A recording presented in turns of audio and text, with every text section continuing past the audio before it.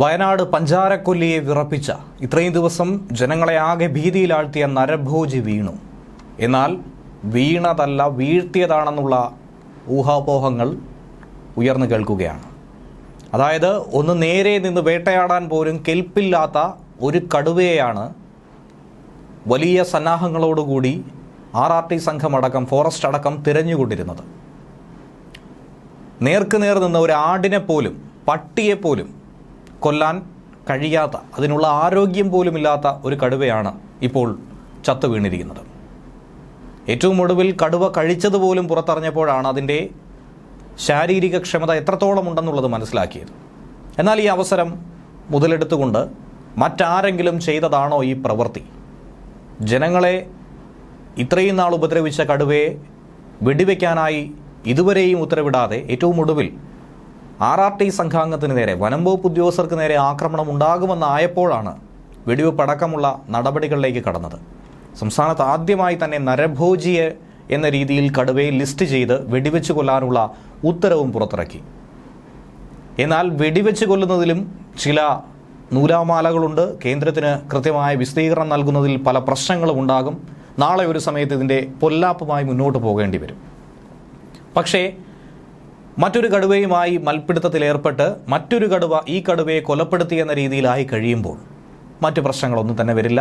Postmortem report അടക്കം പരിശോധിച്ച് വരികയാണ്. കടുവയുടെ വയറ്റിൽ നിന്നും മരണപ്പെട്ട സ്ത്രീയുടെ കമ്മലും അതുപോലെ മുടിയും അടക്കം കിട്ടിയതും ഇതിൽ വലിയ തെളിവായി തന്നെ അവശേഷിക്കുകയാണ്. എന്നാൽ ഇതിന് പിന്നിൽ പ്രവർത്തിച്ചത് ആരാണ്? കടുവയെ കൊന്നതോ ചത്തതോ? ഇങ്ങനെയുള്ള പല സംശയങ്ങളും ഉയരുകയാണ്. പഞ്ചാരക്കൊല്ലിയിലെ നരഭോജി കടുവയുടെ പോസ്റ്റ്മോർട്ടം നടപടിയൊക്കെ തന്നെ കഴിഞ്ഞപ്പോഴാണ് കടുവയുടെ മരണകാരണം എന്ത് എന്നുള്ളത് പുറത്തു വരുന്നത്. കഴുത്തിലുണ്ടായ ആഴമേറിയ 4 മുറിവ്. ഈ മുറിവിൽ നിന്നും രക്തം വാർന്നു തന്നെയാണ് മരണം സംഭവിച്ചത്. ഇന്ന് പുലർച്ചെ 4 മണിയോടെയാണ് കടുവ ചത്തത്. വനംവകുപ്പ് ഉദ്യോഗസ്ഥർ തന്നെ ഇക്കാര്യം സ്ഥിരീകരിച്ചിട്ടുണ്ട്. നാഷണൽ ടൈഗർ അതോറിറ്റിയുടെ രീതി അനുസരിച്ചുള്ള സംസ്കാര നടപടികളായിരിക്കും കടുവയുടെ ഇനി മുന്നോട്ടുള്ള നീക്കത്തിൽ സംഭവിക്കുന്നത്. ഈ നരഭോജി കടുവയ്ക്ക് വലിയ പരിക്ക് സംഭവിച്ചു എന്നുള്ള പ്രാഥമിക വിവരം രാവിലെ മുതൽ തന്നെ പുറത്തു വന്നതാണ്. എന്നാൽ ഇപ്പോൾ കിട്ടിയ വിശദാംശങ്ങൾ അനുസരിച്ച് പരിശോധിക്കുമ്പോൾ ഒരു പട്ടിയെ പോലും പിടിക്കാൻ കഴിയാത്ത, ഒരു കോഴിയെ പോലും വേട്ടയാടാൻ സാധിക്കാത്ത തരത്തിൽ വലിയ പരിക്ക് പറ്റിയ ഒരു കടുവ തന്നെയാണിത്. ഇന്ന് പുലർച്ചെ പിലാക്കാവിലാണ് ഈ കടുവയെ ചത്ത നിലയിൽ കണ്ടെത്തിയത്. ഇന്നലെ രാത്രിയിൽ നടത്തിയ ചില നീക്കത്തിനൊടുവിൽ ഈ കടുവയെ ഒരുപക്ഷെ ചിലർ കണ്ടെത്തിയിരിക്കാം. ഇത്രയും ക്രൂരത ചെയ്ത കടുവയോട് തിരിച്ചും അതേ നാണയത്തിൽ തന്നെ മറുപടി നൽകിയിരിക്കാം. ഇങ്ങനെയുള്ള അഭ്യൂഹങ്ങളടക്കം നാട്ടിൽ പ്രചരിക്കുന്നുണ്ട്. പ്രത്യക്ഷത്തിൽ തന്നെ കഴുത്തിലുണ്ടായ മുറിവ് അത് പ്രകടമായിരുന്നു. നോർത്ത് വയനാട് DFO മാർട്ടിൻ ലോവലാണ് മാധ്യമങ്ങളോട് ഇക്കാര്യം വെളിപ്പെടുത്തിയത്.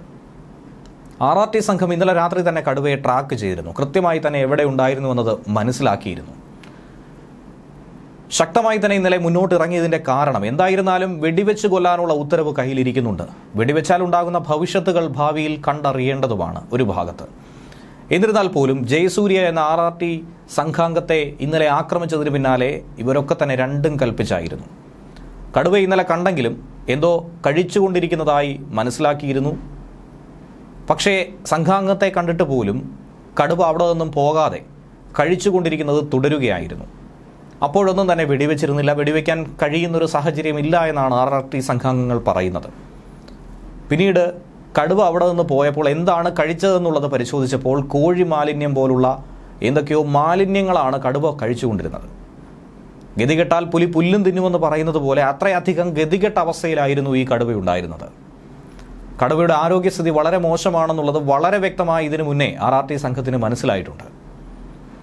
വളരെയധികം ക്ഷീണിച്ചതുകൊണ്ട്, ഒട്ടും തന്നെ വേട്ടയാടാൻ കഴിയാത്ത തരത്തിലായതുകൊണ്ട്, ആരെയും പിടികൂടി തിന്നാൻ കഴിയാത്ത ഒരവസ്ഥ വന്നതുകൊണ്ടായിരിക്കണം മാലിന്യ കൂമ്പാരത്തിൽ നിന്നും വിശപ്പകറ്റാനുള്ളത് അന്വേഷിച്ചുകൊണ്ടിരുന്നത്. ഇന്ന് പുലർച്ചയോടെ മയക്കുവെടി വയ്ക്കാമെന്നാണ് RRT സംഘം കരുതിയത്.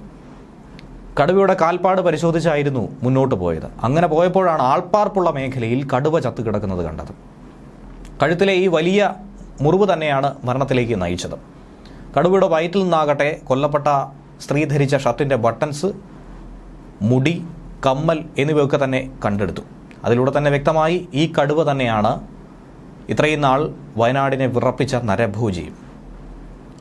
ഉൾവനത്തിൽ കഴിഞ്ഞ ദിവസം ഒരുപക്ഷെ മറ്റൊരു കടുവയുമായിട്ടോ മറ്റേതെങ്കിലും മൃഗങ്ങളുമായോ ആക്രമണം ഉണ്ടായി കാണും, ഒരു ഏറ്റുമുട്ടൽ ഉണ്ടായി കാണും, അതിൽ മുറിവേറ്റിരിക്കാം എന്നുള്ള അനുമാനത്തിലേക്ക് ആദ്യമേ തന്നെ എത്തിച്ചേർന്നു.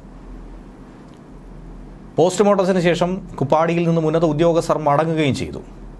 മനുഷ്യരെ കഴിക്കുന്ന രീതിയിലേക്ക് കടുവ പോകാറില്ല. പക്ഷേ കഴിഞ്ഞ ദിവസം മരണപ്പെട്ട സ്ത്രീയെ പകുതി ഭക്ഷിച്ച രീതിയിലായിരുന്നു കണ്ടെത്തിയത്. രണ്ട് തരത്തിലുള്ള സാഹചര്യമാണ് ഉണ്ടാകാറുള്ളത്. ഒന്ന്, കാട്ടിൽ ഇരപിടിക്കാൻ കഴിയാത്ത സാഹചര്യത്തിൽ കടുവകൾ പുറത്തു വരാറുണ്ട്. അതല്ല എങ്കിൽ കാട്ടിൽ മറ്റൊരു എതിരാളി ഉണ്ടാകുമ്പോൾ അവിടെ നിന്നും ഓടിച്ചു വിടാറുണ്ട്. അങ്ങനെ വന്നാൽ പോലും പട്ടിയോ ആടോ അതുപോലുള്ള ഏതെങ്കിലും കന്നുകാലികളെയൊക്കെ ആയിരിക്കാം ഒരു പക്ഷേ ഭക്ഷിക്കാൻ ശ്രമിക്കാറുള്ളത്. മനുഷ്യനെ ഒരു കാരണവശാലും ആക്രമിക്കുക എന്നതല്ലാതെ ഭക്ഷിക്കുക എന്ന രീതിയിലേക്ക് പോകാറില്ല. പക്ഷേ ഇവിടെ അങ്ങനെ ഒരു അവസ്ഥയിലേക്ക് എത്തിയിരിക്കുന്നുവെങ്കിൽ അത്രയധികം ദയനീയ അവസ്ഥയായിരിക്കണം കടുവയ്ക്ക് ഉണ്ടായിരുന്നത്. ഒട്ടും തന്നെ ഗതിയില്ലാതെ ഗത്യന്തരമില്ലാതെയാണ് മനുഷ്യനെ പിടിക്കാനായി തീരുമാനിച്ചത്. ഏറ്റവും ഒടുവിൽ അതിനുപോലും സാധിക്കാതെ വന്നതാണ് പരിതാപകരമായ ഒരു അവസ്ഥയിലൂടെ കടുവയെ പഞ്ചാരക്കൊല്ലിയിലേക്ക് എത്തിച്ചത്. കഴിഞ്ഞ ദിവസം RRT സംഘം തന്നെ വ്യക്തമായി പറയുന്നുണ്ടായിരുന്നു, തങ്ങളെ കണ്ടിട്ട് പോലും കടുവ ഓടുകയോ മറ്റെങ്ങോട്ടെങ്കിലും പോവുകയോ ചെയ്തിരുന്നില്ല. മറ്റെവിടെയും പോകാതെ കടുവ ആ മേഖലയിൽ തന്നെ ഉണ്ടാകുമെന്ന് വനംവകുപ്പിനും മനസ്സിലായിരുന്നു. പക്ഷേ ഒരു വെടി പോലും വയ്ക്കാതെ കടുവയെ ചത്ത നിലയിലാണ് പിന്നീട് കണ്ടെത്തിയത്. പിലാക്കാവ് പഞ്ചാരക്കൊല്ലി താറാട്ട് മേഖലയിൽ 3 ദിവസമായി വലിയ ഭീതി ഉയർത്തുകയായിരുന്നു ഈ കടുവ. വെള്ളിയാഴ്ചയായിരുന്നു രാധ എന്ന സ്ത്രീയെ കൊലപ്പെടുത്തിയത്. പിന്നീട് അടുത്ത ദിവസങ്ങളിൽ മറ്റൊരു മൃഗത്തെയോ മറ്റു മനുഷ്യരെയോ ഒന്നും തന്നെ വേട്ടയാടിയിട്ടില്ല എന്നുള്ളത് മനസ്സിലാക്കാൻ കഴിയുന്നതാണ്. കഴിഞ്ഞ ദിവസമാണ് വനപാലകരിൽ ഒരു ഉദ്യോഗസ്ഥനെ ആക്രമിക്കാനുള്ള ഒരു ശ്രമം കടുവ നടത്തിയത്.